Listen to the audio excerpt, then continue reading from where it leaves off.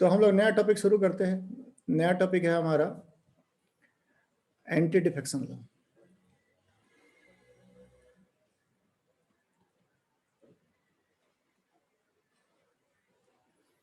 तो हमारा political system है। पॉलिटिकल सिस्टम बड़ा मजेदार बात यह है कि हमारे कॉन्स्टिट्यूशन में, ओरिजिनल कॉन्स्टिट्यूशन में, political party were not recognised in original constitution.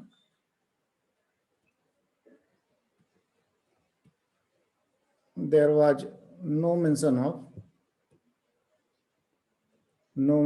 Political party. इसका कोई नाम ही नहीं था कि पॉलिटिकल पार्टी क्या होते हैं। केवल ये बोला गया था कि जो प्राइम मिनिस्टर होगा that shall be the leader of the majority. तो वो पॉलिटिकल पार्टी का नाम ही नहीं था। और लोग जो थे वो इलेक्शन लड़ते थे। तो इलेक्शन लड़ते हैं किसी भी डेमोक्रेसी में। तो हमारे यहाँ पे एक और भी बात है कि हमारे यहाँ रिप्रेजेंटेशनल डेमोक्रेसी है। तो ये जो होते हैं, हमारे जो लोग होते हैं, they represent the voter of an area. तो हम लोग जमशेदपुर से किसी को चुनते हैं या असेंबली सीट से किसी को चुनते हैं, मान लेते हैं जमशेदपुर से, तो यहाँ से एमपी हम लोग मान लीजिए कि बीजेपी का चुनती है, तो विद्युत वरण महतो को। और फिर जमशेदपुर ईस्ट से अगर विधानसभा से है तो सरयू राय को चुन लिया। तो ये लोग हमारे एरिया को रिप्रेजेंट करते हैं, हमारे एरिया को। तो हमारा इनका मेन काम होता है हमारा इंटरेस्ट को सेफगार्ड करना। मेनली हमारा इंटरेस्ट को सेफगार्ड करना। अगर वो एज ए एमपी चले जाए तो हम थोड़ा लिख ही रहे हैं, ठीक। तो MPs and MLAs are representative of people, of the people। कहाँ पे people? तो in the houses, in the houses। अब यहाँ पे houses क्या है? houses हो गया हमारा एक तो पार्लियामेंट हो गया, पार्लियामेंट, और स्टेट लेजिस्लेटिव असेंबली। तो हमारे केस में अब विद्युत वरण महतो जो है वो दिल्ली में जमशेदपुर को रिप्रेजेंट कर रहे हैं इन पार्लियामेंट, और सरयू राय ईस्ट जो जमशेदपुर है ये रांची में रिप्रेजेंटेटिव है। तो इनका मेन काम होता है कि हमारा जो इंटरेस्ट है उसको प्रोटेक्ट करे। They need to protect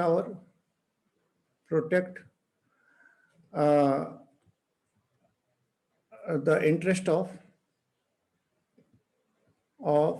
their electorate, voters. ठीक है, ये वोटर्स का ये राइट को प्रोटेक्ट करना, उनके एरिया के लोगों का, ये इनका काम है। एक उनका काम है। दूसरा काम क्या है? सेकंड काम होता है their work is to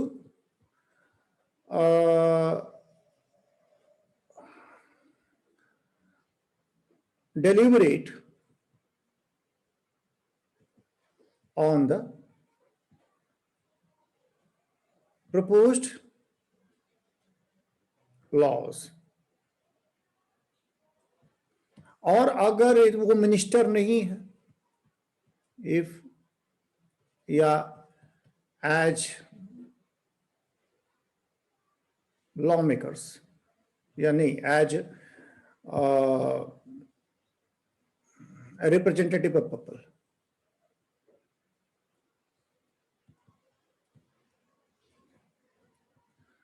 they have to hold the government accountable, question पूछ करके।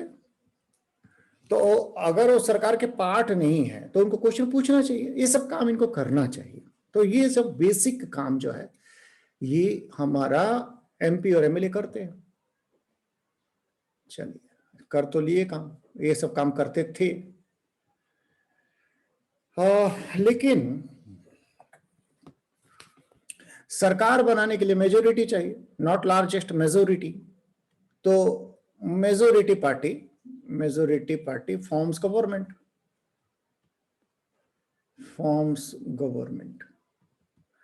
तो हमारा इन पार्लियामेंट में 272 सीट्स चाहिए, लेकिन ऐसा हमारा पॉलिटिकल सिस्टम है, since we are multi party democracy, multi party, हम लोग तो मल्टी पार्टी डेमोक्रेसी है, कई सारे पार्टियां हैं, तो किसी पार्टी को एब्सोल्यूट मेजोरिटी नहीं भी मिल सकता है, हो सकता है 272 का आंकड़ा नहीं छू पाए, तो हो ही सकता है किसी को 200 आ जाए, किसी को 250 आ जाए और किसी को 100 आ जाए। तो ऐसे हालत में ये तो सरकार बना नहीं पाएंगे, तो ये दोनों अलग अलग पार्टियां हैं, तो ऐसे हालत में हो ही सकता है कि ये पार्टी जो है इस पार्टी को पोचिंग करे, यहाँ जा करके इनके लोगों को बोले कि आ जाइए हमारे यहाँ पे। तो काम करने क्या गए थे? काम करने गए थे to hold the government accountable, to represent the constituency and so on so. लेकिन हो ही सकता है कि ये लोग जो है, ये लोग अपना पार्टी चेंज करके इधर से 50 लोग चले जाए और इसका सरकार बन जाए, हो सकता है।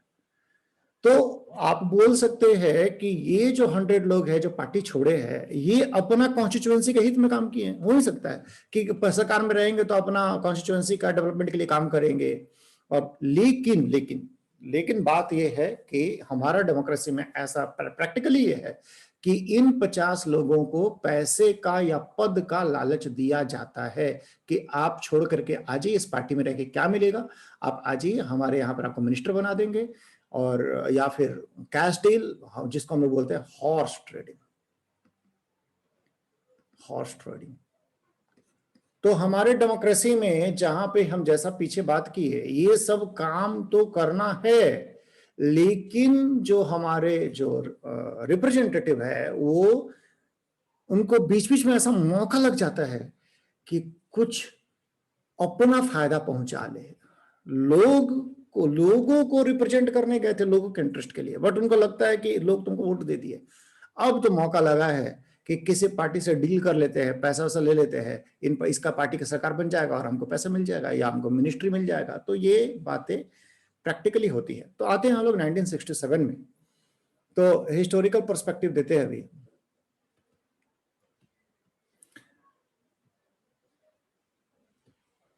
हिस्ट्री अब इसका ऐसा है कि 1967 का ईयर था, 16 स्टेट्स असेंबली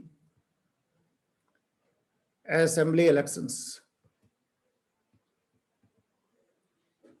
ठीक। इसमें क्या है, कांग्रेस उस समय प्रोमिनेंट पार्टी थी, Congress got majority in only one state. ये वो दौर था 67 से लेकर के 1967 से लेकर के 1971 तक, कुल मिलाकर के 142 एमपीज और 1900 एमएलएज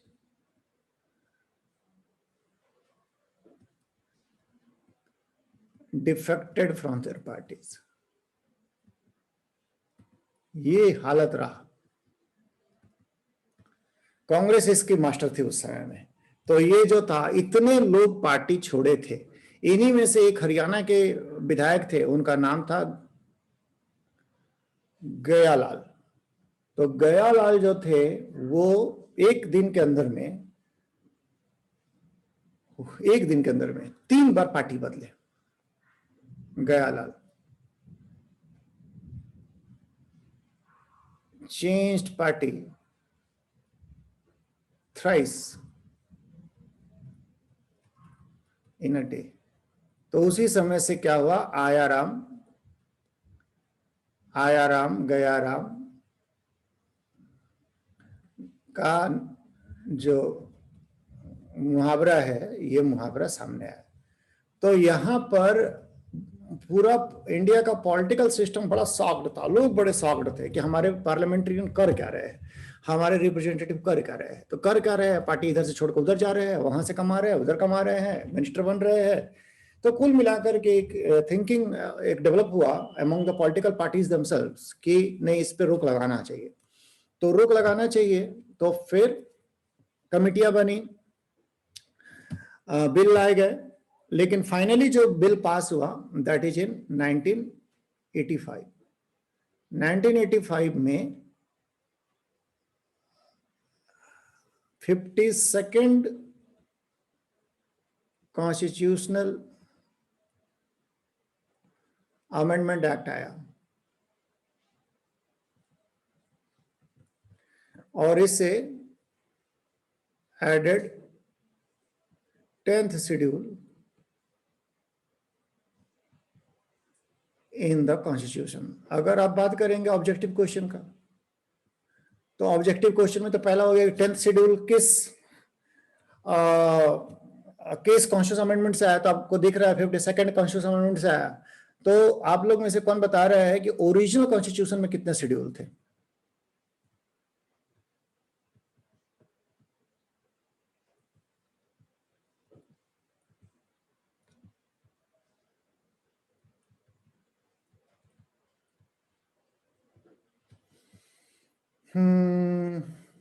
तमन्ना। Sir 8 schedules. अब हमको कौन बता रहा है कि 9th शेड्यूल किस कॉन्स्टिट्यूशनल अमेंडमेंट से आया?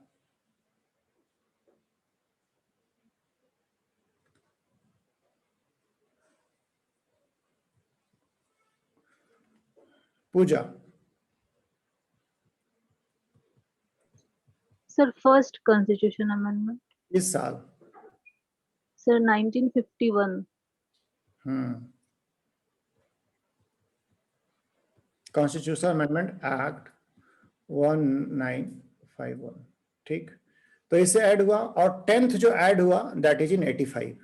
तो ये 51 के बाद ये ऐड हुआ। तो कुछ आर्टिकल्स में कुछ चेंज किए गए और एक शेड्यूल लाया गया, नया शेड्यूल, जिसमें कि एंटी डिफेक्शन के लॉ रखे गए, और ही 10th शेड्यूल जो है ये एंटी डिफेक्शन लॉ भी कहलाता है। तो ये जो चेंजेस किए गए कॉन्स्टिट्यूशन में, they proved to be inadequate for preventing defections. नहीं हो नहीं पाया। तो फिर क्या किया गया कि 2003 में 91st कॉन्स्टिट्यूशन अमेंडमेंट एक्ट लाया गया, और इसके जो प्रावधान थे उसको और मजबूत किए गए। तो एंटी डिफेक्शन लॉ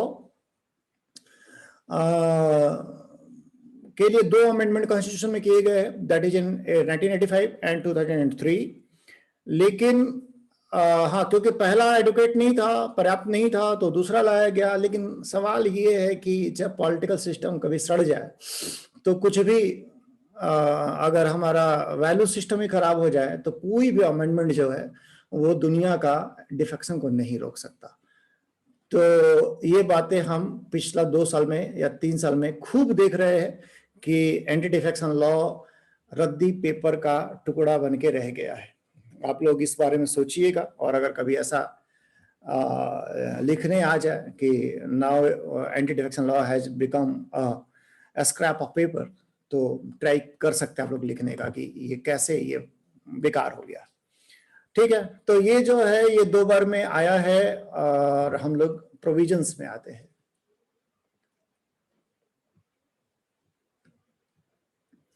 प्रोविजंस,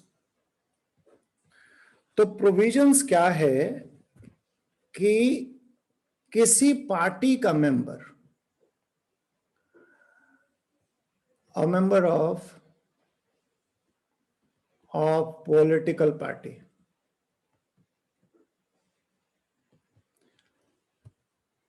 अच्छा, प्रोविजंस में एक जनरल बात क्या है उसको पहले बोल देना जरूरी है। जनरल बात यह है कि loss of membership, causes loss of membership of house मतलब दोनों, या तो पार्लियामेंट ले लीजिएगा हाउस का मतलब, या असेंबली ले लीजिएगा। A member of political party, लेकिन वो हाउस का मेंबर है। हाँ,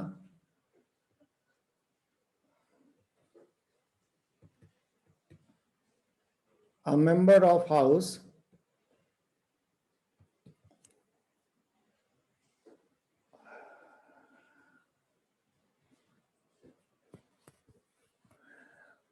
ये जो होगा अपना मेंबरशिप जो होगा वो छोड़ देगा, गिव्स अप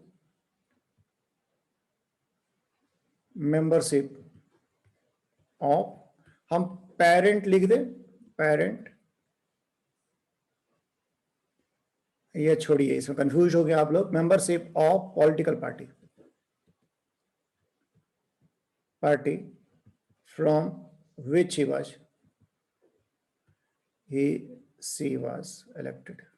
जिस चुनाव चिन्ह पे आप चुनाव लड़े थे, अगर उस पार्टी को छोड़ दिए तो आपका हाउस में मेंबरशिप खत्म, यानी कि आप उस हाउस में जाना है अगर आपको, तो फिर सिलेक्शन लड़के आ जाइएगा। एग्जाम्पल ले, अगर यहाँ पर विद्युत वर्ग में तो जो बीजेपी के हैं, अगर वो बीजेपी से रिजाइन कर दे तो साथ ही साथ उनका लोकसभा का भी मेंबरशिप खत्म हो जाएगा। ठीक, या और वोट्स और abstains from voting against the direction of the party।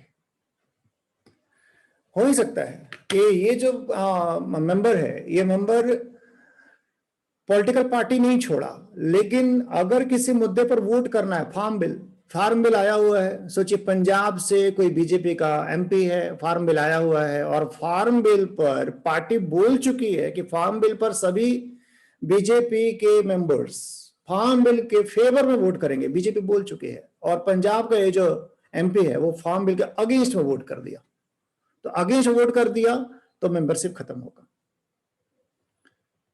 ठीक, पहले क्या होता था कि पार्टी का ये से बचने के लिए, पार्टी का गुस्सा से बचने के लिए मेंबर्स क्या करते थे कि वोटिंग अगेंस्ट में करेंगे तो पता चल गया ना कि उधर जाके मिल गया है, तो क्या करते थे, वोटिंग में जाते नहीं थे, और वोटिंग में नहीं जाना भी कई बार दूसरा पक्ष को फायदा पहुंचा सकता है। सोचिए कि मान लेते हैं बीजेपी के 270, अभी तो 300 लोग हैं करीब करीब बीजेपी के, और इनको 272 चाहिए, 544 का स्ट्रेंथ है, लेकिन मान लीजिए कि बीजेपी के 100 लोग आए ही नहीं, 543 का स्ट्रेंथ है, 100 लोग नहीं, 101 लोग नहीं है मान लीजिए, तो बच गए 103 लोगों को गैप कर दें तो बच गए 440। अब 440 लोग जो है, 100 तो बीजेपी वाले भाग गए, तो 300 में से तो इनका 300 में से इनके 101 लोग, तो 100 कितना भगाए थे, 103 लोग भगा दिए थे, तो इनके बचे 197 बच गए, और उस दिन टोटल जो वोटर्स है 440 है, क्योंकि 103 लोग तो बीजेपी तो भाग गए हैं, तो बाकी बचे 440। ऑपोजिशन वाले तो भागे नहीं है, तो अगर 440 लोग आए हैं तो किसी बिल को पास कराने के लिए 221 वोट्स चाहिए, लेकिन बीजेपी के पास केवल 197 वोट है, क्योंकि 103 लोग जो है वो आज आए ही नहीं है, तो यहां पर विपक्ष जीत जाएगी, क्योंकि विपक्ष के पास ज्यादा लोग हैं। तो वोट अगेंस्ट में देना पार्टी का एक तरीका होता है, पार्टी के साथ धोखा करने का, या पार्टी को जब जरूरत है तो वहां नहीं पहुंचना, ये भी एक तरीका होता है। तो लोग जो है वो क्या करते थे, अक्सर नहीं पहुंचने का बहाना के लिए एम्स वगैरह में जाकर के पहले भर्ती हो जाते थे। कोई पार्टी का एमपी है, वो एमपी को आज सोचिए कि बीजेपी आज बोल रही है कि आना, वोट तो करना पड़ेगा, जिसको हम लोग बोलते हैं व्हीप, तो व्हीप जारी कर चुकी है, आके वोट करना पड़ेगा, लेकिन जाके एम्स में चला जाएगा, तो एम्स में चला जाएगा तो फिर उसका बहाना है कि हम क्यों नहीं आए। तो खैर वो चाहे एम्स में जाए या आकर के अगेंस्ट में वोट कर दे, वो जो भी करे वो उसका मेंबरशिप छीनेगा, तो छीनेगा अगर वो वोट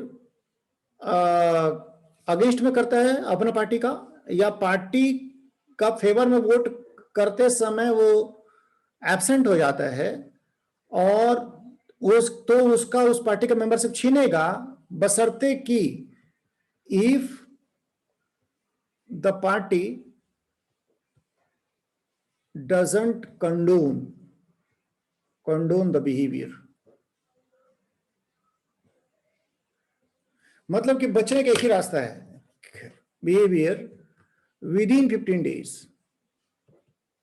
बचने का एक ही रास्ता है कि पार्टी जो है वो बोल दे कि इसका बिहेवियर को हम क्षमा करते हैं 15 दिन के अंदर, वोटिंग का 15 दिन के अंदर, ठीक, तो उसका मेंबरशिप जो होगा वो छीनेगा। देखिए, मेंबरशिप जो होता है वो ऑटोमेटिक नहीं जाता है, ये भी ध्यान रखिएगा। इसके लिए कंप्लेन होता है। जो पार्टी व्हीप होता है वो पार्टी कंप्लेन करती है, और पार्टी व्हीप जो होता है वो माना जाता है कि पार्टी का ऑफिशियल पोजीशन था। तो हाँ, तो कंप्लेन किया जाएगा, और उसके बाद जो होगा, जो प्रिसाइडिंग ऑफिसर होता है हाउस का, हमारे केस में यहाँ पे स्पीकर, अगर राज्यसभा होगा तो चेयरपर्सन, और अगर असेंबली हुई तो उसका स्पीकर, ये जो होंगे, जो स्पीकर या चेयरपर्सन होते हैं, ये लोग डिसाइड करते हैं कि डिफेक्शन हुआ या नहीं हुआ। तो नहीं हुआ तो कंप्लेन कौन करेगा? कोई ना कोई तो करेगा कंप्लेन करेगा। तो कंप्लेन का क्या फॉर्मेट होगा कंप्लेन करने का? एक क्वेश्चन उठता है, क्या फॉर्मेट होगा। दूसरा उठता है कि पार्टी जब कंडोन करेगी कि हाँ इसको माफ किए या इसका प्रॉब्लम को हम समझे, तो वो भी किस फॉर्म में सबमिट करेगी, किस तरह से सबमिट करेगी स्पीकर को कि हम इसको माफ किए, ये सबको बोलते हैं रूल्स। तो rule making power for anti defection law is with presiding officer of the house, officer of the house। तो कंप्लेन और ये सारी की सारी बातें, खैर ठीक है, कंप्लेन आएगा। ये जरूर हमें बातें लिख दिए है कि ये तरीका से मेंबरशिप जाता है, लेकिन फैसला किसको करना है बता दिए। फैसला तो करना है स्पीकर को, और ये ऑटोमेटिक नहीं होता, स्पीकर अपना फैसला देता है। ऑटो ऐसा नहीं कि आप वोटिंग कर दिए उसी दिन आपको वोट उसका आप डिस्क्वालीफाई होगा, नो। ये डिस्क्वालिफिकेशन का फैसला जो होगा वो प्रिसाइडिंग ऑफिसर करेगा, और जो पर्सन कंसर्न्ड है, जिसके अगेंस्ट में कंप्लेन हुआ है, उसको अपना पक्ष रखने का मौका दिया जाएगा। आगे बढ़ते हैं। तो हम लोग क्या पढ़े? हम लोग पढ़ कर रहे हैं एंटी डिफेक्शन लॉ। हम लोग क्या पढ़े? 1। हाँ पूजा बोलिए। सर एक डाउट है, वो अक्सर कभी कभी अलायंस भी बनता है ना सर, ये मेजोरिटी अगर नहीं होता है किसी पार्टी को। ये क्वेश्चन तो 2 दिन पहले हम आंसर किए थे पूजा, 2-3 दिन पहले ही हम आंसर किए थे। ये मेरे ख्याल से स्मृति पूछी थी और हम उसका आंसर किए थे। तो किसी को याद है कि क्या हम आंसर किए थे? याद है तो हाथ उठाइए, फिर हमारा लोग बस वापस।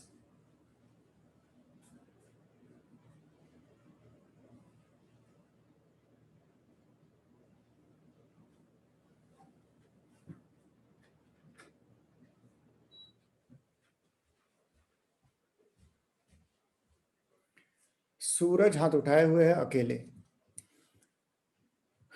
तो सूरज बोलिए। सर इसमें क्वेश्चन था वो पॉलिटिकल पार्टी से कि मतलब स्मृति दी पूछे थे कि अगर कोई पॉलिटिकल पार्टी कोalition में होता है और कोई पार्टी अगर मतलब अच्छा परफॉर्म नहीं कर पाता तो उसको हटाया जा सकता है कि नहीं। तो इसमें बताए थे कि उस कोalition से कोई मतलब नहीं है, अगर पार्टी अगर अच्छा परफॉर्म नहीं कर रहा है तो उसका जो रिकॉग्निशन है उसको हटा दिया जा सकता है। तो उसी तरह इसमें भी होगा एंटी डिफेक्शन लॉ में कोalition से तो कोई, वो तो अलग अलग पार्टी के लिए अपना अपना होता है ना, इसमें तो कोई मतलब नहीं पड़ेगा कि कोalition से अगर कोई कर दे। ठीक ठीक, जेडीयू एक पार्टी है, जेडीयू एक पार्टी है, ये मिल गई बीजेपी के साथ में बिहार में।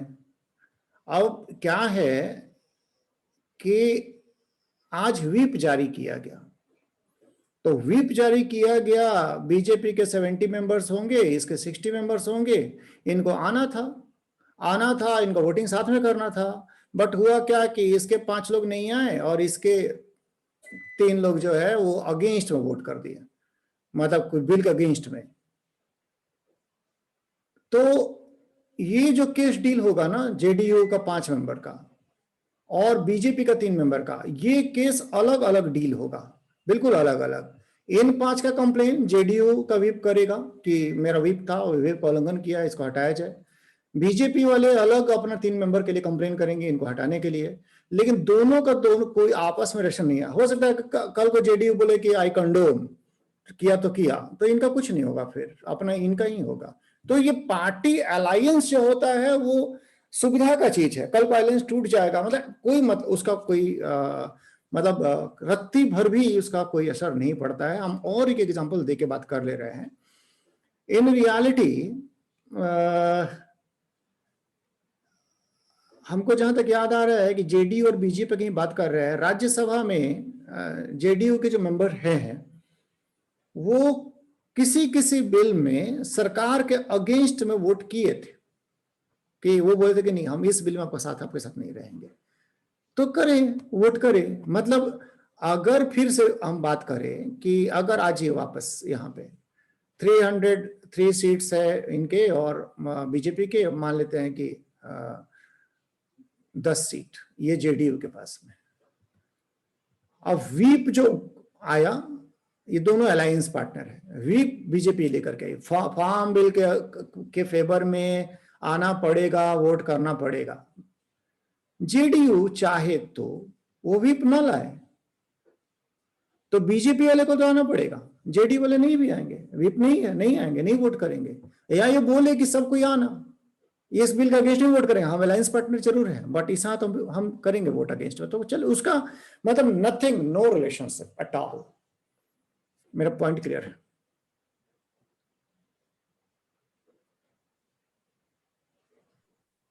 ये सर मतलब वो अगेंस्ट में कर सकते हैं, मेंबरशिप नहीं खोना होगा फिर। अपना पार्टी के अगेंस्ट में नहीं जाएंगे, अपना पार्टी का। और अलायंस का कोई रिकॉग्निशन नहीं है एंटी डिफेक्शन लॉ में कि अलायंस है तो आप अलायंस पार्टनर अगर आप है तो आपको साथ में ही वोट करना, ऐसा कुछ नहीं है। आप जिस पार्टी में, मेन मुद्दा ये है कि जिस सिंबल पे चुनाव लड़ा गया था, जिस पार्टी का सिंबल पे, उस पार्टी के साथ, सिंपल लैंग्वेज बोले, आप धोखा नहीं कर सकते हैं। अगर दो पार्टियां मिल गई हैं तो भी इंडिविजुअल का जो एलिजियंस है वो अपना पार्टी के साथ में है, दूसरा पार्टी वाले के साथ में नहीं। दूसरा पार्टी व्हिप निकाले चाहे जो करे, ये साथ में रहेंगे तो रहेंगे, नहीं रहेंगे तो नहीं रहेंगे। ये कोई जरूरी नहीं है कि उनको साथ में ही व्हिप जारी करना पड़ेगा और उसका ही बात मानना पड़ेगा। अलायंस बिल्कुल बिल्कुल अलग चीज है। मेरे ख्याल से बातें क्लियर होंगी।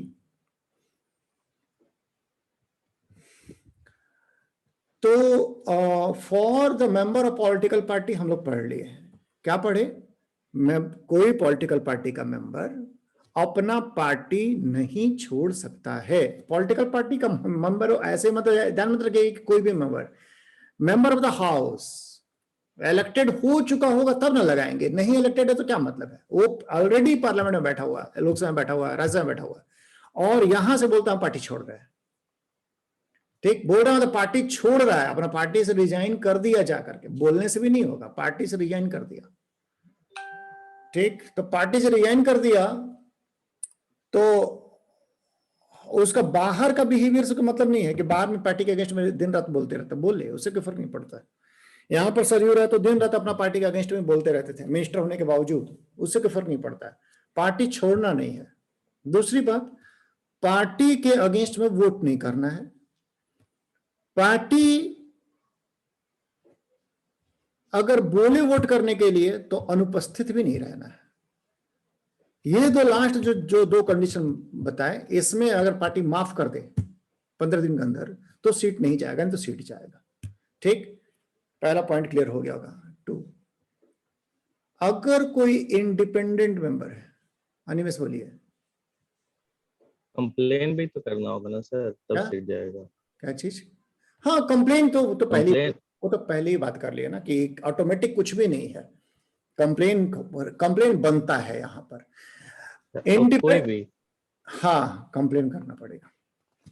मतलब कोई भी कंप्लेन कर देगा तो। हाँ, कंप्लेन कोई कर देगा। इंडिपेंडेंट मेंबर, लेकिन पार्टी कंडोम कर देगी ना फिर, अगर कंप्लेन दूसरा कोई किया हुआ है और पार्टी को कोई मतलब ही नहीं तो कंडोम कर देगी। अच्छा, इंडिपेंडेंट मेंबर, इंडिपेंडेंट अगर कोई है, यहां से जैसे जमशेदपुर ईस्ट से सरयू राय इंडिपेंडेंट मेंबर थे, इंडिपेंडेंट मेंबर अगर कोई पार्टी ज्वाइन कर लेता है तो मेंबरशिप गया। If joins a political party, ध्यान रखिएगा, किसी पार्टी का फेवर में वोट कर देता है तो कोई फर्क नहीं पड़ता है। मान लीजिए कि सरयू राय अभी कांग्रेस के साथ में मिल जाए, खाली हम आप लोगों का साथ देंगे, तो साथ साथ में वोट कर रहे हैं, मिनिस्टर भी बन गया, कोई दिक्कत नहीं है, पार्टी नहीं ज्वाइन कर सकते, बस ज्वाइन नहीं कर सकते पार्टी। ठीक, तो इंडिपेंडेंट मेंबर जो है, अगर कोई पार्टी अगर ज्वाइन करता है तो उसका मेंबरशिप गया। थर्ड, नॉमिनेटेड मेंबर, इसी में सबसे कंफ्यूजन ज्यादा होता है। नॉमिनेटेड मेंबर्स, आप लोगों में से किसी को तो पता होगा कि नॉमिनेटेड मेंबर्स का क्या है, अगर पता है तो हाथ उठाइए।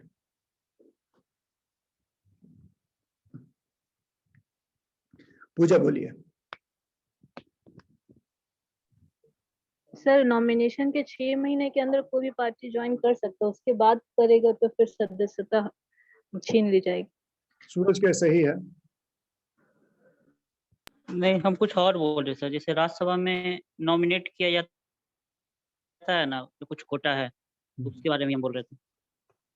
नहीं नहीं, अच्छा ठीक है। नॉमिनेटेड मेंबर्स जो है, जो राज्यसभा में नॉमिनेट करते हैं, या इधर में 2 करते थे, एंग्लो इंडियन करते थे, या स्टेट में कितना नॉमिनेशन होता है? हाथ उठाइए।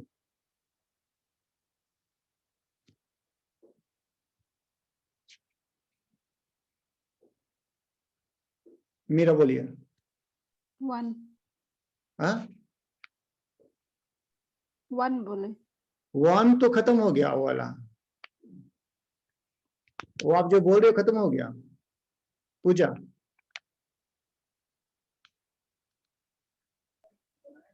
सर काउंसिल में 1/3 है गवर्नर के। आरती, 12 सुजाता,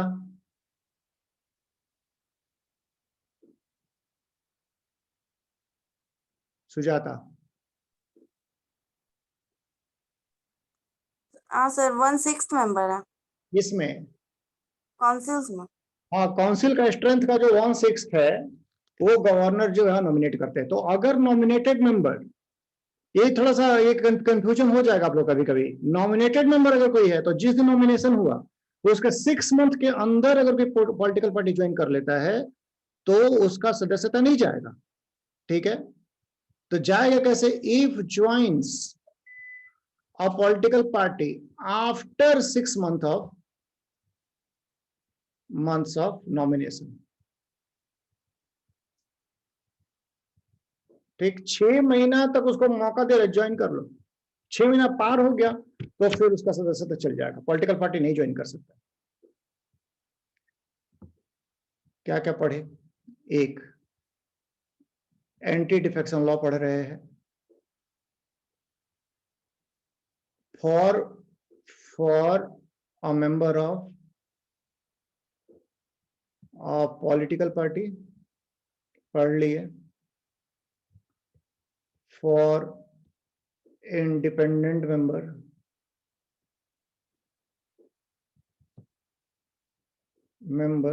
पढ़ लिए। फॉर नॉमिनेटेड मेंबर पढ़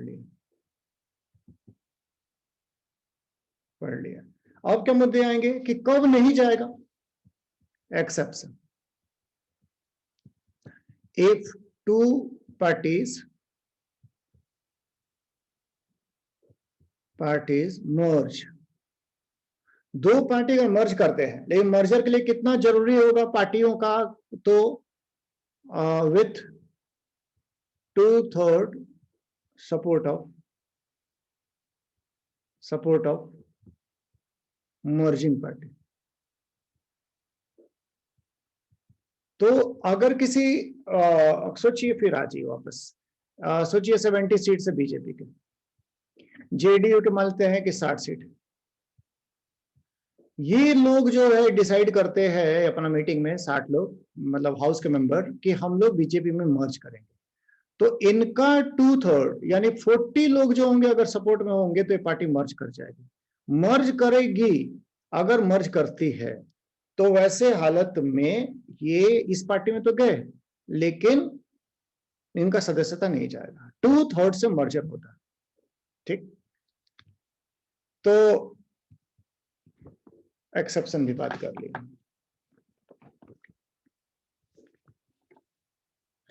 हाँ, तो हम लोग जो बात किए यहां तक से आगे बढ़ते हैं हम लोग। डिसाइडिंग अथॉरिटी,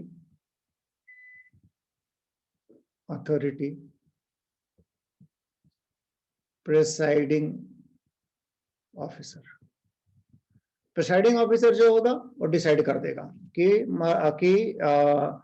डिफेक्शन हुआ कि नहीं हुआ, ये प्रिसाइडिंग ऑफिसर है। As per constitution,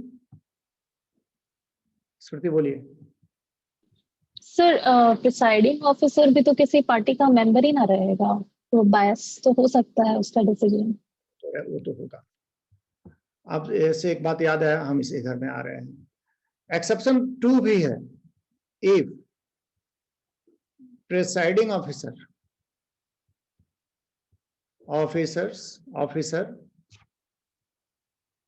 resigns from party and rejoins party। अगर प्रिसाइडिंग ऑफिसर के खुद मान लीजिए कि वो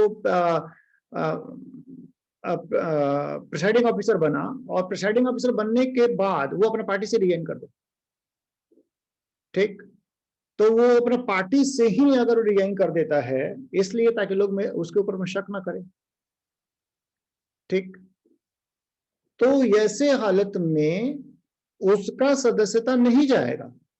और मान लीजिए प्रिसाइडिंग ऑफिसर का पोस्ट से हट गया बीच में ही कभी और अपना पुराना पार्टी को वापस ज्वाइन कर लेता है, तो भी उसका सदस्यता नहीं जाएगा। मतलब प्रिसाइडिंग ऑफिसर को ये सुविधा दिया गया है कि अगर वो अपना पार्टी छोड़ देता है आफ्टर बिकमिंग स्पीकर या जो भी चेयरपर्सन, और उसके बाद पार्टी छोड़ देता है, तो वो एंटी डिफेक्शन लॉ नहीं लगेगा। वो जैसे ही उस चेयर मतलब चेयर छिन गया, किसी हटा दिया गया, रिमूवल कर दिया गया, और वो वापस अपना पुराना पार्टी ज्वाइन कर ले, तो भी उसका मेंबरशिप नहीं जाएगा। आगे बढ़ते हैं। प्रिसाइडिंग ऑफिसर यहाँ पर जो है पॉलिटिकल पार्टी का होता है, बायस होते हैं, और इसकी कहानियां, इन कहानियों का कोई अंत नहीं है। हम लोग हर साल 5-10 कहानी सुनते हैं कि कैसे कैसे प्रिसाइडिंग ऑफिसर जो है वो बायसनेस दिखाया। As per constitution, the decision of presiding officer is final, can't be appealed in any court। ये कॉन्स्टिट्यूशन में लिखा हुआ था कि प्रिसाइडिंग ऑफिसर का जो डिसीजन होगा फाइनल होगा और किसी कोर्ट में इसको चैलेंज नहीं किया जाएगा। But in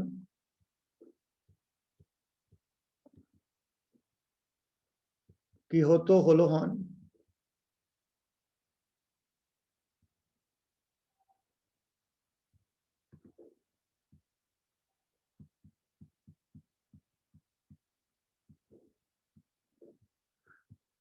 Supreme Court declared this provision unconstitutional।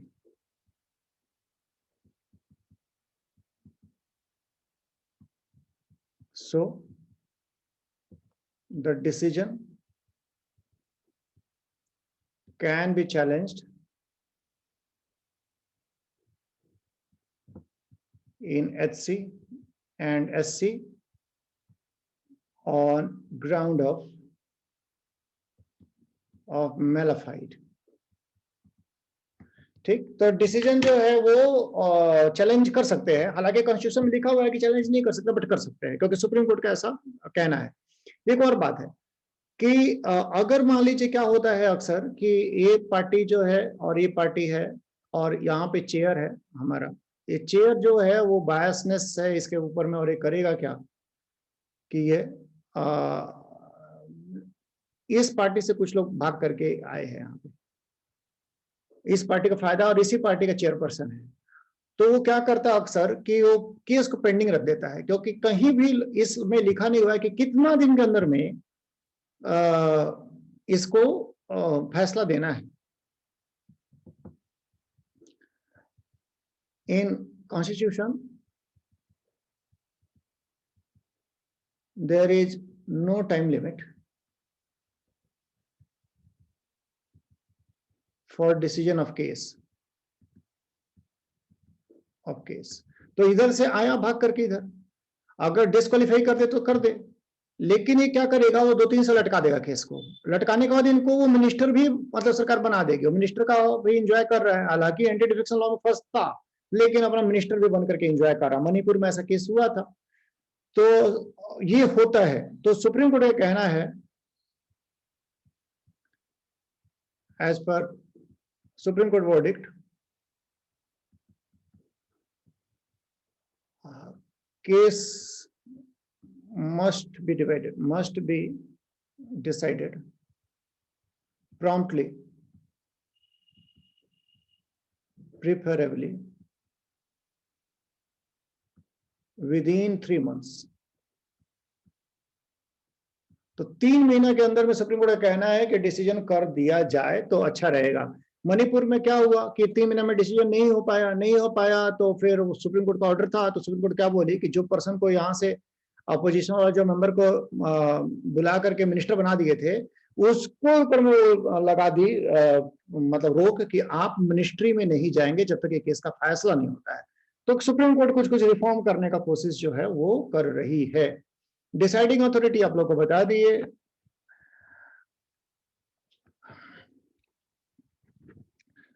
Rule making power भी बता दिए कि रूल कौन बनाता है। रूल फिर से लिख रहे हैं। डिसाइडिंग अथॉरिटी तो हम लोग पढ़ लिए, देखते हैं हम लोग क्या क्या पढ़ लिया। हम लोग पढ़ रहे हैं anti defection law.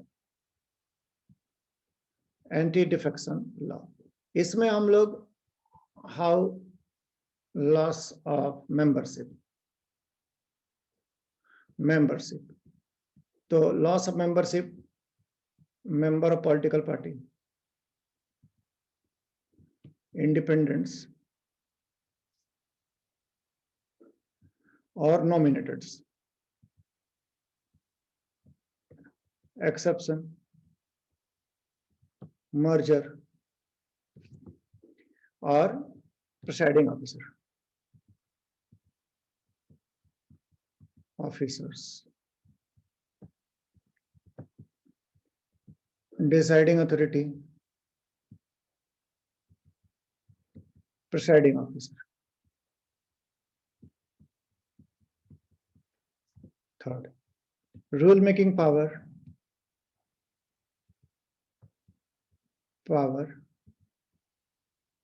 presiding officer।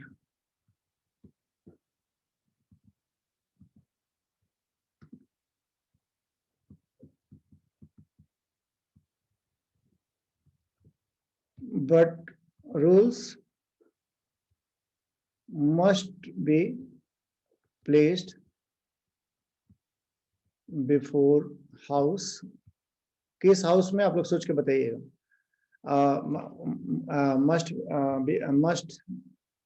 be placed before house for 30 days for modification,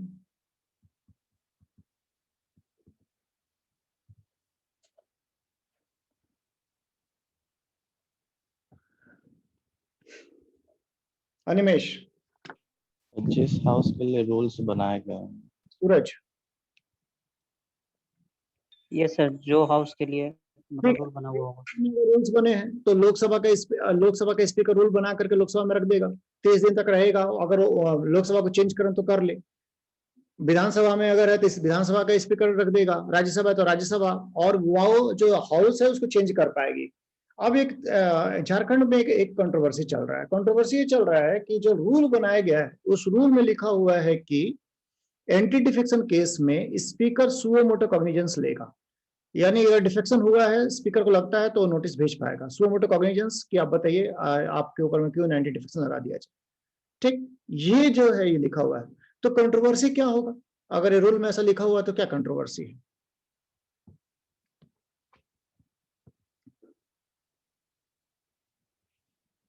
इसमें कहां से कंट्रोवर्सी पैदा होने का चांस आप लोगों को दिख रहा है? सूरज बोलिए। सर अगर ऐसा होता है, अगर और कोई पार्टी का अगर मान लिए मतलब एंटी डिफेक्शन होता है और वो कंप्लेन नहीं करता है, तो स्पीकर खुद से मतलब सुओ मोटो ले लेगा और डिसीजन दे देगा। अगर दे देगा तो मतलब उसको हटाया जा सकता है, अगर पार्टी हटाना नहीं भी चाह रहा है। अच्छा ठीक, ये जो है ना, जो रूल मेकिंग पावर्स होते हैं ना, rule making powers, these are subordinate legislation. तो पेरेंट लेजिस्लेशन अगर कुछ है, अगर पेरेंट लेजिस्लेशन है और ये पावर दिया कि रूल बना लेना, तो जो सबऑर्डिनेट लेजिस्लेशन है ये कभी भी पेरेंट लेजिस्लेशन के अगेंस्ट नहीं हो सकता। पेरेंट लेजिस्लेशन में लिखा हुआ है कि speaker shall take case on complaint if the matter shall be decided upon speaker if referred, ऐसे करके लिखा हुआ है। तो रिफर किया जाएगा, तो उसमें लिखा हुआ है कि स्पीकर को रिफर किया जाएगा, और यहां बोलता है सुओ मोटो ले पाएगा। तो बाबूलाल मरांडी एक केस किए हुए हैं झारखंड हाईकोर्ट में भी कि ये जो लॉ रूल है झारखंड का जो हाउस का रूल है, it is against constitution, parent law. तो वो हम लोग देखेंगे कि उसका फैसला क्या आता है, अभी केस है। आगे बढ़े हम लोग। अब बात क्या है कि अब बात करते हैं कि क्या फायदे हैं क्या घाटे हैं। तो फायदा है तो एडवांटेजेस नहीं, एडवांटेज डिसएडवांटेज से पहले ऐसा कर लेते हैं हम लोग कि क्या ये रोक पाया? नहीं रोक पाया। इसलिए रोक पाया कि इन 52nd अमेंडमेंट, या ऐसा करते हैं बिफोर 91st अमेंडमेंट, जो सीन ये था कि कोई पार्टी अगर 1/3 से टूट जाती है, split with 1/3 members was recognized। तो अब यहां पे एक पार्टी है, वही 70-60 कम ले आए, 70-60 का ले आए, यहां से एक आदमी भाग गया तो एंटी डिफेक्शन लग जाएगा, 5 आदमी भाग गए एंटी डिफेक्शन लग जाएगा, 10 आदमी भाग गए एंटी डिफेक्शन लग जाएगा। लेकिन अगर मान लीजिए 10 लोग इकट्ठे हो गए, वो लोग कि भागना है, तो बाकी 50 में से वो लोग 10 लोगों को जा जाके घर में समझा बुझा के खिला पिला के जो भी सेट करना है वो सेट करके और 10 लोगों को और निकाल ले। अगर 20 लोग, हम मिलने की बात नहीं कर रहे हैं, हम थोड़ा ये हो गया, थोड़ा सा बात दूसरा सेंस में बोल दिए, वो कंफ्यूजन होगा। इधर का एरो हम लोग को नहीं बनाना चाहिए था। अभी फिर से समझिए, 60 ये छोड़िए, इनका कोई भी काम नहीं है। ये 60 में से एक आदमी रिजाइन कर दिया पार्टी से, एंटी डिफेक्शन लग गया, 5 आदमी किया एंटी डिफेक्शन लग गया, 10 आदमी वोटिंग किया अगेंस्ट में, एंटी डिफेक्शन लग गया। लेकिन अगर इसमें से 20 लोग वो जमाना में इकट्ठे अगर पार्टी छोड़ देते हैं इकट्ठा, ठीक, तो इसमें एंटी डिफेक्शन नहीं लगता था। यानी उस समय में 10th शेड्यूल इस बात को रिकॉग्नाइज करता था कि 1/3 ऑफ द मेंबर जो है वो पार्टी इकट्ठे छोड़ देंगे तो एंटी डिफेक्शन लॉ नहीं लगेगा। यानी कि खुचरा डिफेक्शन को रोकता था और थोक डिफेक्शन को नहीं रोकता था। तो ये जो था 1/3 के साथ, तब भागने वाला अकेला नहीं भागता था, चुपचाप हवा लेते रहता था, माहौल कैसा है, कुछ और भी लोग मेरे साथ जुड़ जाएंगे क्या, और अगर जुड़ने लगे तो फिर एक ही बार अनाउंस करते थे कि हम लोग भाग चले अपना काम करने, हम लोग निकले। तो स्प्लिट जो है, split with 1/3 members are recognized. There was no bar on number of ministers. दूसरा था प्रॉब्लम कि कितने लोग मंत्री बन सकते हैं, उसका कोई लेखा जोखा नहीं था। तो लेखा जोखा नहीं था। अब यहाँ हम वापस आते हैं, अब यहाँ पर अगर फिर से यहाँ 60 ले आ रहे हैं और ये 60 लोग को ये पार्टी स्प्लिट करवाना चाहती है, तो स्प्लिट करा के 20 निकालना चाह रही है। 10 लोग तो निकल चुके हैं, 10 लोग रेडी हैं कि हम रेडी हैं, बाकी 10 लोगों का क्या? वो लोग टफ हैं, बोलते हैं नहीं और इतना पैसा से क्या होगा, इससे ना इससे नहीं चलेगा ना, एकदम बिल्कुल रिजेक्ट कर देते हैं। कभी कभी बोलते हैं ना, जिसको ज्यादा खाना रहता है वो ज्यादा मना करता है। तो एनीवे तब ये 10 लोग बोलते हैं कि ये जो हम 10 लाख लोग ला सकते हैं, मिनिस्टर बनाइएगा, ये वाला पोर्टफोलियो दीजिएगा। तो ये जो पार्टी है वो हाँ कर सकती थी। क्यों? क्योंकि ठीक है बना देंगे मिनिस्टर क्या है, अभी पहले से ही मेरे पास बने हुए हैं 10 मिनिस्टर पहले से हैं, 10 नहीं चलिए 20 मिनिस्टर पहले से है, और ये लोग आएंगे तो हम लोग और 10 मिनिस्टर बना देंगे। मिनिस्टर का क्या, बना देंगे मिनिस्टर। तो ये जो है अब सोचिए कि हाउस का मेंबरशिप जो है टोटल 150 है, 150 में जो 30 लोग हैं वो मिनिस्टर बन के घूमेंगे, पहले 20 ही लोग बन के घूम रहे थे। तो इस तरह से जो था डिफेक्शन के लिए करवाने के लिए रास्ते खुले हुए थे। तो ऐसी हालत में रास्तों को बंद करने के लिए आया हमारा 91st amendment act, 91st constitution amendment act. रास्ते बंद करने हैं, तो रास्ते बंद करने तो क्या किया गया कि split provision regarding a split was deleted from 10th schedule, खत्म ही कर दिया। यानी कि अब पार्टी तोड़ के बाहर नहीं निकल सकते हैं। अगर ये पार्टी है 60 मेंबर्स, 20 मेंबर्स बाहर निकल गए ना, नहीं चलेगा, चलेगा ही नहीं। क्या 30 लेके निकल जाए, नहीं चलेगा। नया पार्टी बनाना चाहते हैं, ये JDU था, अब JD भी बनाना चाहते हैं या M बनाना चाहते हैं, कुछ भी बना लीजिए। तो ये जो है क्या बनेगा, नहीं बनेगा।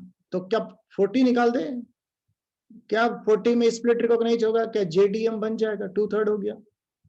बताइए क्या ये हो पाएगा? हाथ उठाइए।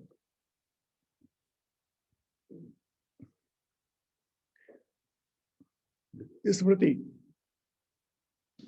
नहीं होगा सर, स्प्लिट होगा ही नहीं।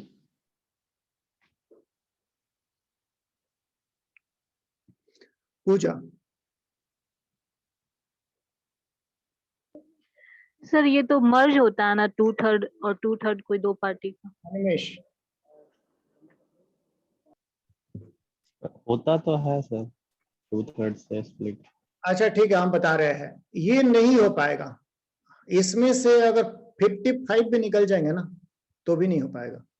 अगर स्प्लिट कर रहे हैं तो ध्यान रखिएगा, स्प्लिट यानी कि JDU से निकल करके JDM बना रहे हैं, नहीं होगा। तभी होगा जबकि यहां पे एक पार्टी पहले से बैठी हुई हो जो मर्जर कराने के रेडी हो, तो 2/3 लोग जो होंगे वो मर्ज कर सकते हैं। यहाँ पे मर्जर पॉसिबल है, अलग एग्जिस्टेंस वाला पार्टी नहीं बन पाएगा। डिफेक्शन करके पार्टी बनाना अब पॉसिबल नहीं है, पहले पॉसिबल था।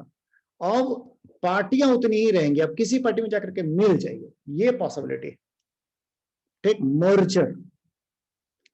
तो ये जो है ये एक वहां वो हटा दिया। दूसरा क्या किया, जो चेंजेस किया गया है कि number of ministers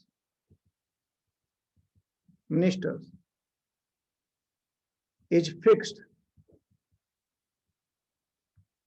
eight 15% of. आप लोग बताइए क्या 15% ऑफ क्या?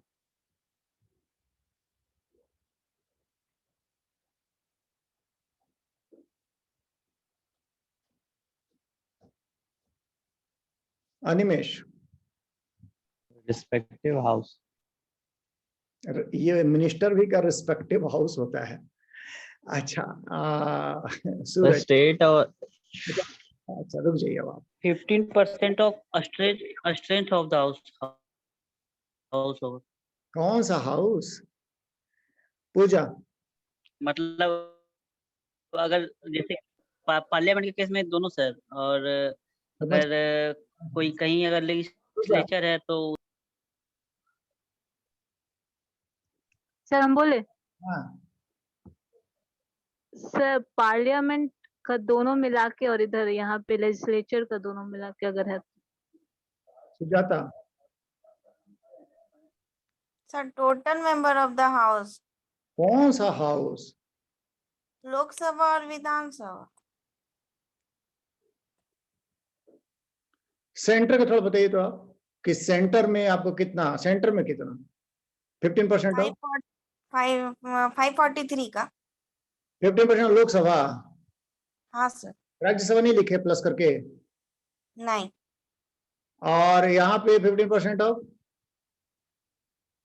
विधानसभा। काउंसिल नहीं लिखे। नहीं। ठीक है, ठीक है, सही है, बट एट लीस्ट 12। ठीक है, सेंटर में के जो टोटल मिनिस्ट्री होगी वो जो 543 अभी स्ट्रेंथ है, तो उसका 15%, राज्यसभा इसमें काउंट नहीं होता है, वो मैक्सिमम 15% हो जाएगा, और विधानसभा में 15% ही है, लेकिन सब्जेक्ट टू अगर 15% जो है वो 12 से कम है तो 12 तो बनाना ही पड़ेगा। मान लीजिए कि हाउस का मेंबरशिप है 60, तो 15% कितना होगा, कौन बता रहा है?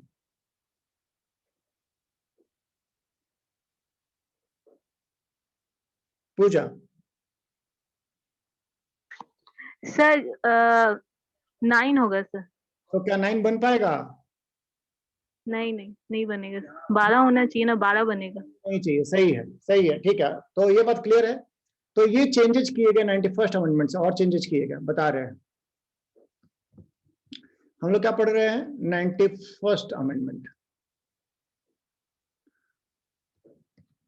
तो स्प्लिट नॉट रिकॉग्नाइज्ड, शॉर्ट में लिख दे रहे हैं,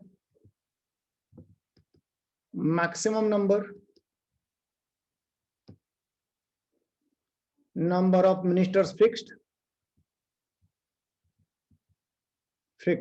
इसका मतलब ये है कि कोई हमको जल्दी से बताइए, 544 हम कर दे रहे हैं, इसका 15% कितना हुआ?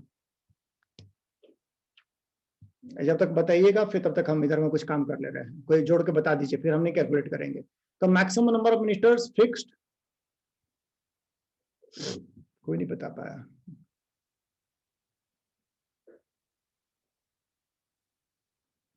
एट्टी 82 होगा, ठीक है, यानी कि सेंट्रल गवर्नमेंट में 82 से ज्यादा मिनिस्टर्स नहीं हो पाएंगे। ठीक, बंगाल असेंबली का स्ट्रेंथ है 2 to 4। आप लोग बताइए कि मैक्सिमम यहां मिनिस्टर कितने हो पाएंगे?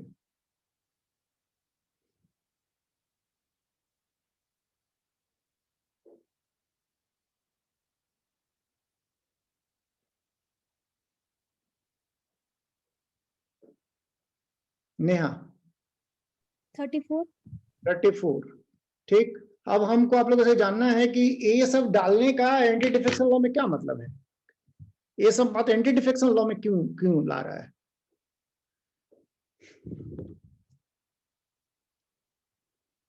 बस 2 लोग बोल के क्वेश्चन पूछते हैं, पहले बताते हैं और फिर क्वेश्चन पूछते हैं।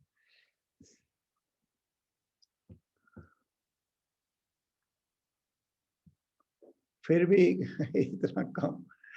अच्छा चलिए, स्मृति बोलिए। सर इसीलिए ताकि लालच में मंत्री पद ना दे सके वो लोग, मतलब जब सोचेगा ही कितना, अगर पहले से बीजेपी वाले अगर सेंटर में, आज तो मिनिस्ट्री में चेंजेस भी हुए हैं, मान लीजिए मिनिस्ट्री में पहले से ही 75 लोगों को रखे हुए हैं, तो कितने लोगों को मंत्री पद दे पाएंगे? और 7 लोगों को, ठीक, लेकिन इनको चाहिए 30 लोग, तो मंत्री पद तो दे नहीं पाएंगे। ठीक है, नंबर फिक्स्ड। एक और भी बात जोड़ा कि those disqualified for under anti-defection law is also disqualified for becoming minister. जो डिस्क्वालीफाई हो गया एंटी डिफेक्शन लॉ में, पार्टी बदल दिया, पार्टी के अगेंस्ट वोट कर दिया, वो जो है वो अब मिनिस्टर भी नहीं बन पाएगा। ठीक, तो आप लोग ये बताइए कि हमारे जो लेजिस्लेटर्स है, लॉ मेकर्स हैं, वो इससे बचने के लिए क्या करते हैं? इससे बचने के लिए क्या करते हैं?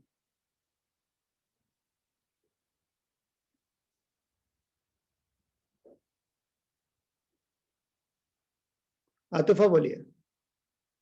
वो अपने पोस्ट से रिजाइन कर देते हैं और फिर दूसरा पोस्ट ज्वाइन कर लेते हैं।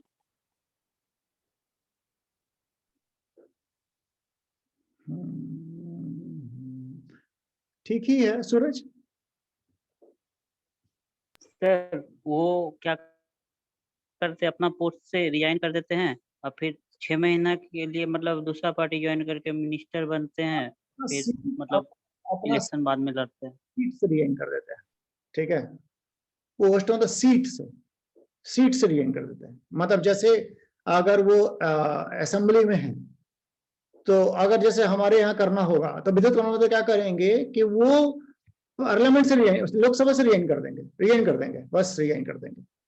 तो रिजाइन कर दिए बिना पार्टी छोड़े हुए, तो रिजाइन कर दिए, अब उसके बाद क्या करेंगे कि वो ऑर्डिनरी पर्सन बन गए। एंटी डिफेक्शन लॉ तो लगा ही नहीं, क्योंकि वो तो रिजाइन कर दिया है। और अब जब नई सरकार बनेगी, सोचिए कांग्रेस की बनेगी, तो उसमें मिनिस्टर बन जाएंगे। ठीक, अगर वो पार्टी छोड़ देते तो क्या होता है? एंटी डिफेक्शन लग जाता, और एंटी डिफेक्शन लग जाता तो अभी वो मिनिस्टर फिर नहीं बन पाते। तो कितना दिन तक मिनिस्टर नहीं बन पाते बताइए? अगर पार्टी छोड़ दे, पहले रिजाइन करने से पहले, अपना सीट रिजाइन करने से पहले पार्टी छोड़ दे, तो कितना दिन तक मिनिस्टर नहीं बन पाते?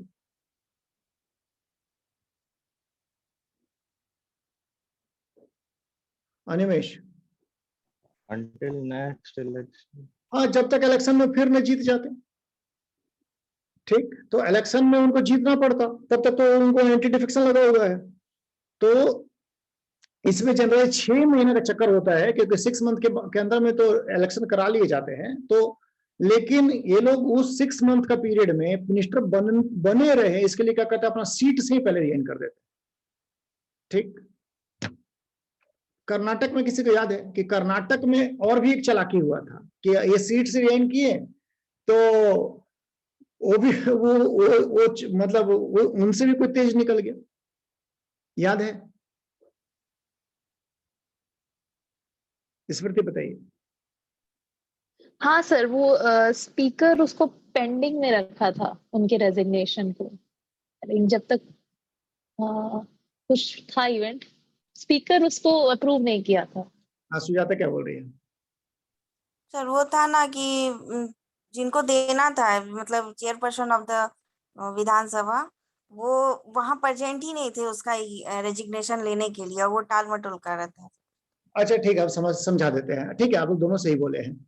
रिजिग्नेशन लेकर के ये लोग पहुंचे, 3 लोग, कि we are resigning from our Lok Sabha constituency, sorry Vidhan Sabha constituency. तो ये जो यहाँ पर रखा गया ना, यहाँ पे आदमी था, लेकिन ये उठ करके चल दिया, प्रिसाइडिंग ऑफिसर चल दिया, रखा गया। मतलब हमको तो मिला नहीं रेजिग्नेशन, पता चल गया कि रेजिग्नेशन आगे पड़ा हुआ है।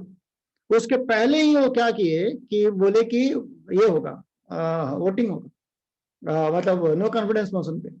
तो नो कॉन्फिडेंस मोशन में अगर अब वोटिंग इस हाउस में वोटिंग होगा, तो अब या तो ये लोग नहीं आएंगे, एक रास्ता कि नहीं आएंगे तो एंटी डिफेक्शन, या तो फेवर में वोट करेंगे सरकार का अगर एंटी डिफेक्शन नहीं लगाना है तो, या फिर सरकार के अगेंस्ट वोट करेंगे तो एंटी डिफेक्शन, तो मिनिस्टर तो बन नहीं पाएंगे।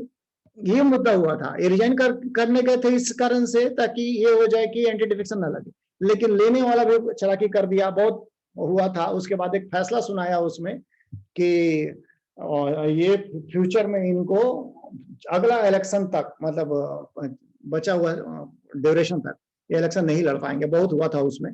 तो खैर हम पुराना बात में नहीं जा रहे हैं। तो ये सब कुछ उतना काम नहीं आया। और एक बात हुआ है कि मिनिस्टर भी नहीं बन पाएंगे, ऑल्सो दे कांट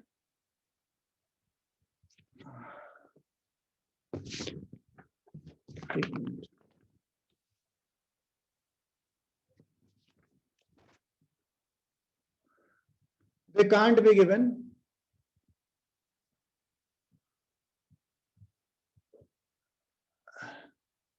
remunerative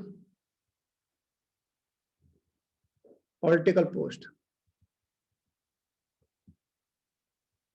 ठीक, तो मतलब ऐसा भी कोई मिनिस्ट्री नहीं दिए तो कि चलो दूसरा ही पोस्ट बना के दे दिए, जहां पर कि मिनिस्ट्री का जो भी एडवांटेज है, जो भी फायदे हैं वो मिलते हैं, वो भी हो सकता है, लेकिन वो भी नहीं कर सकते। कुछ स्टेट क्या किया, जैसे बंगाल, कुछ सेक्रेटरी का पोस्ट क्रिएट किए हैं जिसमें कि इन लोगों को एकोमोडेट कर देते हैं, जो बाकी विधायक है उनको एकोमोडेट कर देते हैं कि वहां वाला पोस्ट ले लीजिए आप। तो वहां पर क्या है, उसको रेम्यूनरेटिव पॉलिटिकल पोस्ट नहीं माना गया है। विधानसभा एक रेजोल्यूशन आती है कि these will not be considered as remunerative political post। Delhi में क्या हुआ, दिल्ली में अरविंद केजरीवाल कुछ लोगों को एकोमोडेट करने के लिए, कोई बहुत बड़ा मेजोरिटी आया हुआ है, एकोमोडेट करने के लिए सेक्रेटरी का कुछ पोस्ट बना करके और अपने विधायकों को दिए। तो और जो एलजी था वो बोला नहीं, ये नहीं दे पाएंगे आप। तो वो चूंकि सेंटर के कंट्रोल में है, इसीलिए वो मतलब वो तरीका देने का वो काम वहां पे नहीं किया।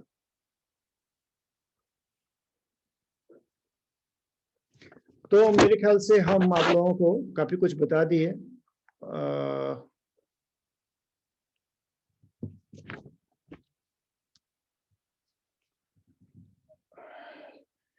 तो हम लोग शुरू में देखे कि हमारा जो मिनिस्टर, हमारे जो रिप्रेजेंटेटिव है, इनका काम हम बता रहे थे, थोड़ा सा कमेंट लास्ट में कर देते हैं कि इनका काम जो है वो हमको रिप्रेजेंट करे और हमारे कॉन्स्टिट्यूएंसी का इंटरेस्ट को देखे। इसके अलावा वो as a law maker law को स्क्रूटिनाइज करे। सोचिए कोई निर्भया लॉ आया हुआ है तो उसको समझे वो कि निर्भया लॉ लोगों के हित में है या नहीं है। आईटी रूल्स, आईटी एक्ट्स आएगा तो फिर वो देखें कि ये समाज के हित में है या नहीं है।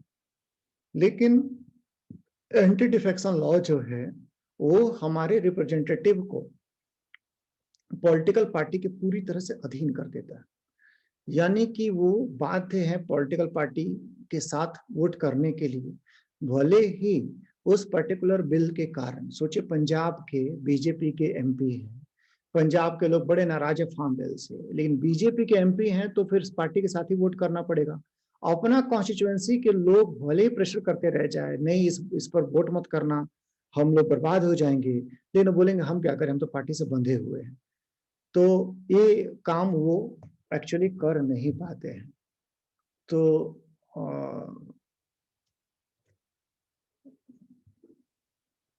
has made lawmakers pawn of political party। दूसरा क्या है कि अगर उनको पता है कि पार्टी जो बोलेगी वही करना है तो फिर दे don't have any point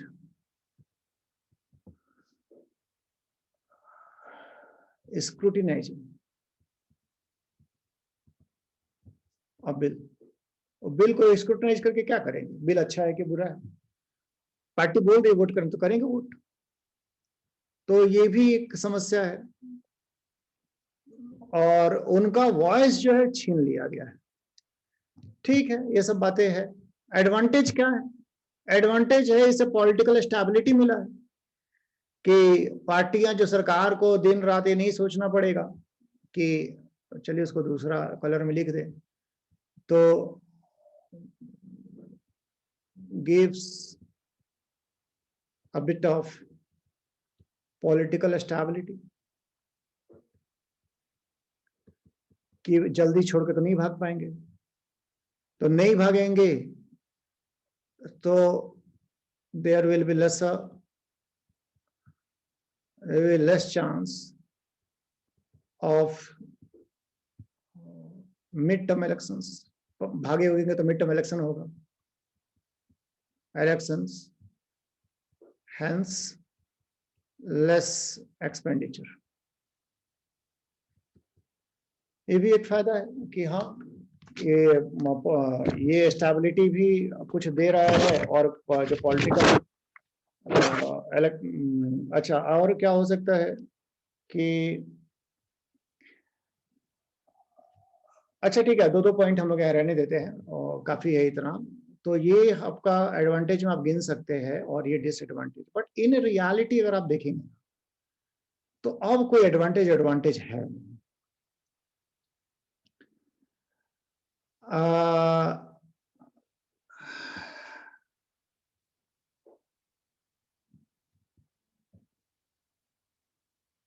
क्यों? हाँ स्मृति बोलिए।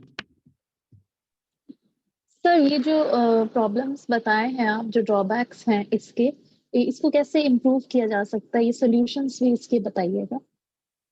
अच्छा ठीक है, पहले इसको ड्रॉबैक्स का ही बात कर लेते हैं। तो ये जो हुआ, अगर रियलिटी देखा जाए तो ये जो इसका एडवांटेज है, ये एडवांटेज भी किसी काम के वो नहीं रहे। क्यों? क्योंकि आप देख लिए इधर 2 साल में कि इसको सर्कमवेंट करने का बहुत सारा रास्ता है। आप देखे कर्नाटक में डिफेक्शंस हुए, आप देखे मध्य प्रदेश में डिफेक्शंस हुए, तो डिफेक्शंस तो कहाँ रुके, लोग रिजाइन कर दे रहे हैं, और मिनिस्टर पोस्ट का किए तो मिनिस्टर पोस्ट भी मिल रहा है, और भी कहाँ पे प्रॉब्लम्स, अगर आप प्रॉब्लम्स गिनाएंगे तो हजारों प्रॉब्लम्स निकलेंगे। वो तो मिनिस्टर का पोस्ट भी होल्ड कर रहे हैं। इसके अलावा जो पॉलिटिकल बायसनेस है, वो पॉलिटिकल बायसनेस तो है ही, स्पीकर जो है वो रूलिंग पार्टी का फेवर में काम करता है। तो अपार्ट फ्रॉम दैट, यहाँ पर speaker is politically biased, often politically biased.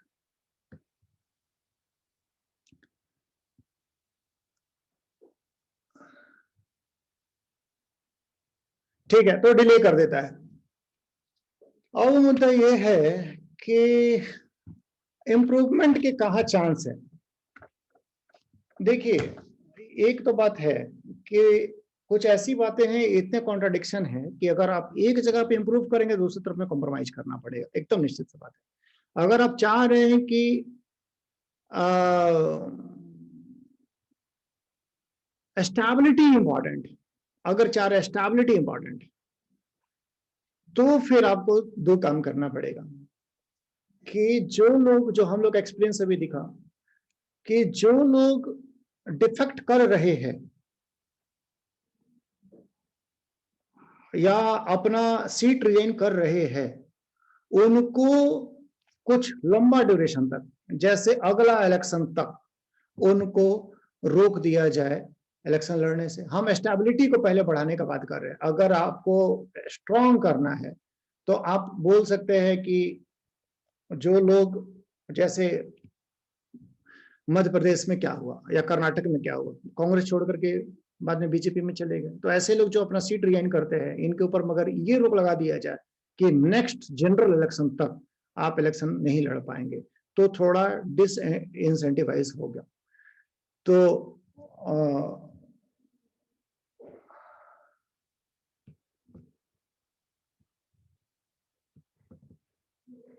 prolonged ban on contesting election can be considered. दूसरी क्या है कि there must be some independent body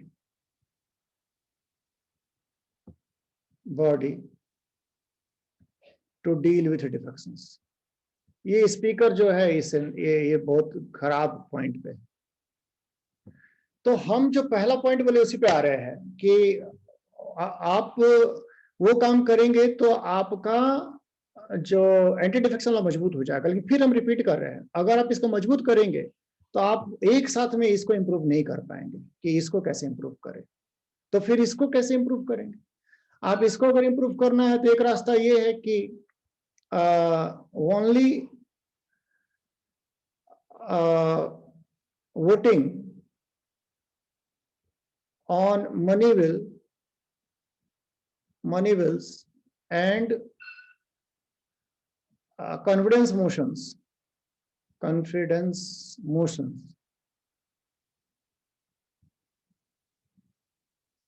shall be considered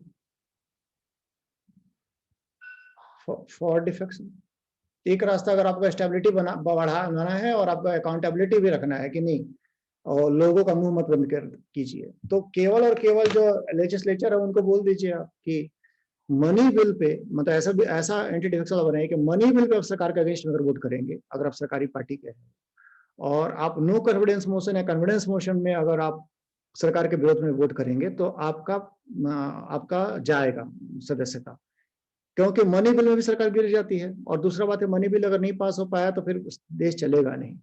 दूसरा बात है कि कन्वर्जेंस मोशन में भी सरकार गिर जाती है, तो स्टेबिलिटी आपको चाहिए। तो ये दो जगह पे, बाकी फार्मर्स बिल हो या आधार बिल हो या कोई ऐसा बिल हो जो ये बिल नहीं है, तो उनमें आप उनको करने दीजिए अपना मर्जी से काम, ये भी कर सकते हैं।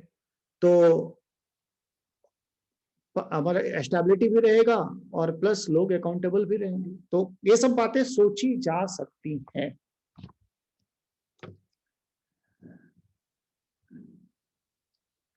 तो हमारा जो काम था आज का, ये काम खत्म होता है। आप लोग जा करके लक्ष्मीकांत का बुक पढ़ लीजिए। हमको नहीं लगता कि कुछ बहुत एक्स्ट्रा बता दिए हैं, अगर कुछ बताए हैं इक्का दुक्का तो आप ये खास करके अभी यहाँ जो डिस्कशन किए, ये लास्ट सीट यही एक्स्ट्रा है, बाकी आपको सब कुछ लक्ष्मीकांत में मिल जाएगा।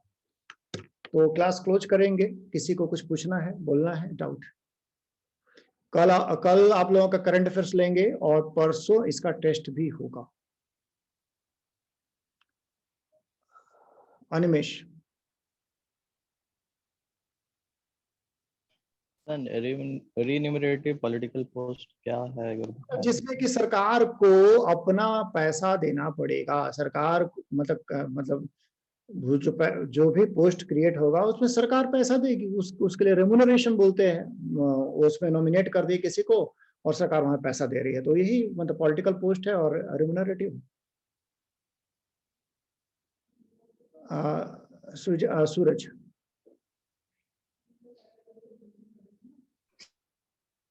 सर ये जो इंडिपेंडेंट बॉडी का बताएं कि मतलब स्पीकर से मतलब हटा के करना चाहिए, इसमें जैसे कि यूके का कॉन्स्टिट्यूशन में मतलब है कि अगर कोई स्पीकर बनता है तो पार्टी से रिजाइन कर देता है और नेक्स्ट इलेक्शन में मतलब वो अकेला लड़ता है, उसके अपोज में कोई नहीं लड़ता सकता है। ऐसा प्रोविजन डाल सकते हैं? लेकिन वो भी डेवलप होने पर टाइम लगेगा ना, कि आप रिजाइन करवा तो देंगे, लेकिन यहाँ पे मुश्किल है ये, मतलब ये पॉलिटिकल कल्चर डेवलप करना मुश्किल है। उसके बावजूद अगर वैसा हो भी जाएगा तो स्पीकर जो ना लॉ का एक्सपर्ट नहीं होता है। सबसे बड़ा प्रॉब्लम ये है कि लॉ का एक्सपर्ट नहीं होता और इसमें लीगल मैटर्स है। तो बेहतर है कि किसी ऐसा पर्सन के हाथ में दिया जाए या कोई ऐसा बॉडी बना दे, ट्रिब्यूनल जैसा, जिसमें कि रिटायर्ड जजेज वगैरह हो, तो ज्यादा बेहतर काम होगा। क्योंकि लीगल मैटर्स है ना, लोगों को सुनना पड़ता है, उनको चांस देना पड़ता है, लॉ क्या है, इंटरप्रिटेशन है। तो बेहतर होगा कि स्पीकर की जगह में कोई लीगल पर्सन को इसका काम दिया जाए। सुजाता, सर अगर सरकार कोई नया मिनिस्ट्री क्रिएट कर दे रहा है तो उससे सरकार को कोई फायदा है, मतलब मिनिस्टर का संख्या बढ़ाने या किसी चीज में? सरकार तो मिनिस्ट्री से ही चलती है, लेकिन इतना जो हम लोग 15% जो है वो एनफ स्ट्रेंथ माना जाता है कि उससे सरकार चल जाएगी। तो वहां तक तो सरकार क्रिएट करके रखती ही है। लेकिन पहले क्या होता था, और भी मिनिस्ट्री बना दिए जाते थे। अब वो ऐसे नहीं बनाए जा रहे हैं क्योंकि 15% का लिमिट है। सब cabinet including prime minister, cabinet minister, minister of state, deputy minister, सब मिला जुला करके ही 15% है। मतलब ये मत सोचिए कि कोई एक्सक्लूडेड है, तो मिला जुला करके वो। तो सर अगर नया बना देती है तो फिर वो तो 15 को तो पार कर जाएगा ना।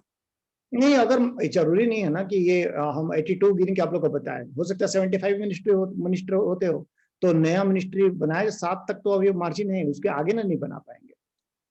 अच्छा ठीक है। और भी कोई डाउट? ठीक है, तो मेरे ख्याल से कोई प्रॉब्लम नहीं है, और तो क्लास को फिर क्लोज करते हैं।